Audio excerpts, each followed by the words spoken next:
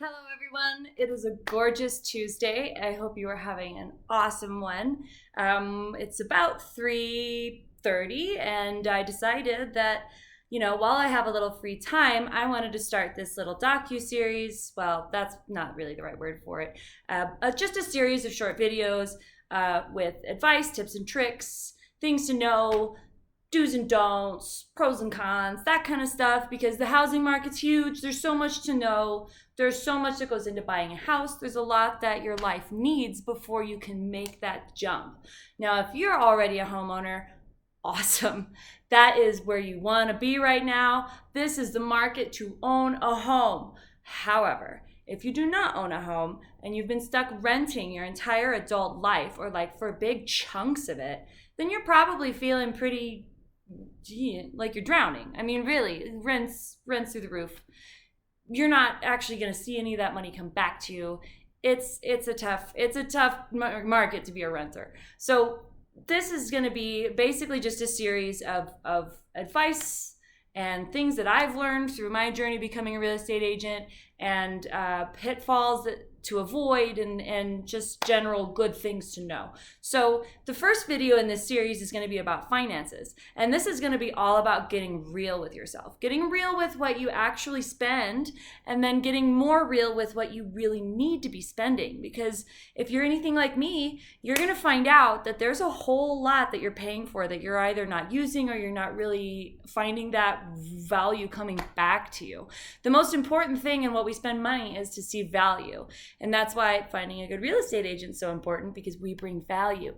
But I digress. Anyway, finances. So first thing we're going to start with, and I would recommend having, before you start this process, having like an Excel spreadsheet, or if you really like going analog, have a notebook, because you're going to need to write a bunch of things down. Because what we're going to do is we're going to get everything visual so that you can very easily sort through and find stuff. Because if you're anything like me, it's really easy to get lost going back and forth, and then you've done it halfway and you haven't done it all the way, and then you're only kind of like a little bit better. So get yourself a way to document what you find, and then you can really start to see the benefits. So step 2 is going to be going into all of your accounts. We're talking PayPal, Venmo, all of it, all of the weird ones, all the regular ones, debit, credit. Get into everywhere that you spend money, and find any of those monthly subscriptions. There are a ton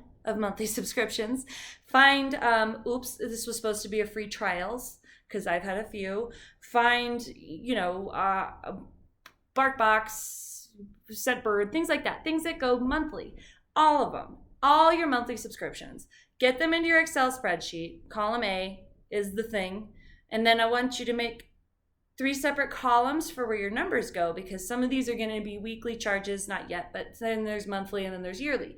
So give yourself 3 columns after your subject, and then we'll move on from there. So you got all your monthly subscriptions written down. Get them all written down. I realize you're going to find ones, oops, I don't need that one. Get it written down first. It is so important that you have it all visual first, so that you can move on to step 2 and get it all done at once. Because trust me, it can get kind of messy. So hi, Freya. Freya, what are you doing? Can you come here? You want to say hi? Oh, she's like, I'm not supposed to jump. No, she's so cute. Yeah, you get up there. Good girl. So anyway, finances. So essentially what we're talking here is getting everything visual. And then you can go through your list and say, okay, well, I've not watched that in 2 months, 3 months. Let's get rid of that. I, forgot I had that. Oops, that was a free trial. Oops, I don't need that. I probably don't need to be ordering these. I know I found 2 subscriptions and like a skincare monthly thing that I generally didn't need. So get real with it.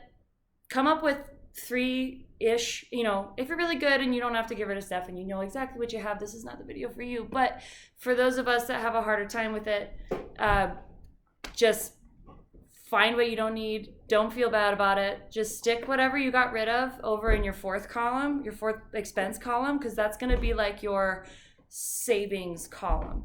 So once you've gone through all of your monthly expenses, then we gotta move on to the harder part, which is like living expenses. We're talking groceries, transport, phone and internet, utilities, rent, things like that. Things that you can't avoid spending. This will be kind of your step 2. So you'll add up, say you add up groceries for a month divided by 4, you get your weekly grocery expenditures. I would recommend for groceries doing weekly and monthly, just so you've got a pretty good idea of like, you know, if you find that one month you spent like way more on groceries. I mean, I know when I've got Broncos parties and stuff, it gets a little crazy. But get all that in your columns. Check in with your internet company. Make sure you're not paying for services you're not using. A lot of times they'll be running you like on a really high speed, and say if you're not like a gamer, you are paying for a lot of bandwidth that you're not using. Check in with your phone company, because a lot of times they'll be having sales, they'll be having promos.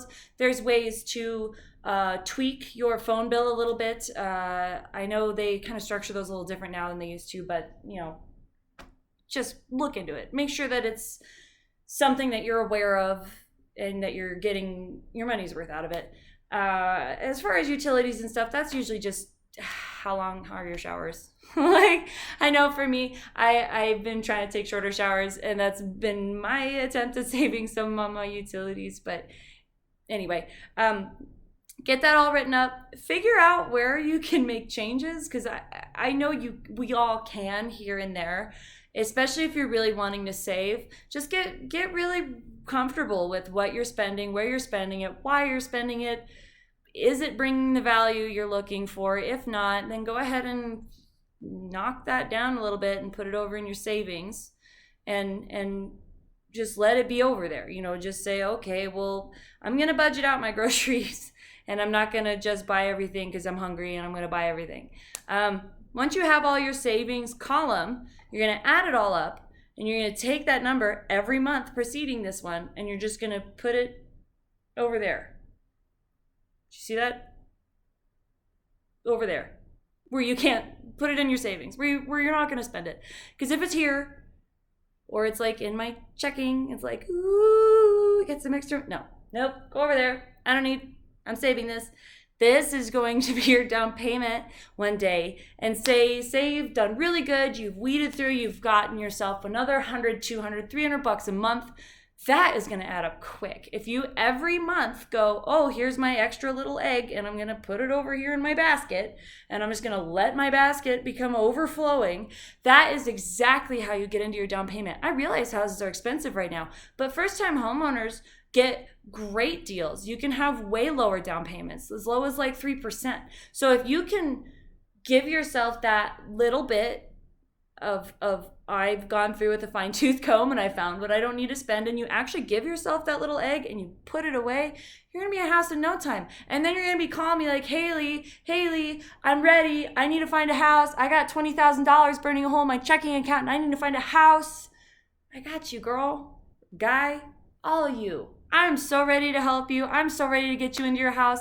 I hope you enjoyed this video. I will be doing as many as I can until I run out of ideas for you. So I hope this was really helpful. I hope you have a great rest of your Tuesday. I'm going to go walk my dog, because she's literally like laying on my feet with her ball rested like on my other foot. So I will be seeing you tomorrow.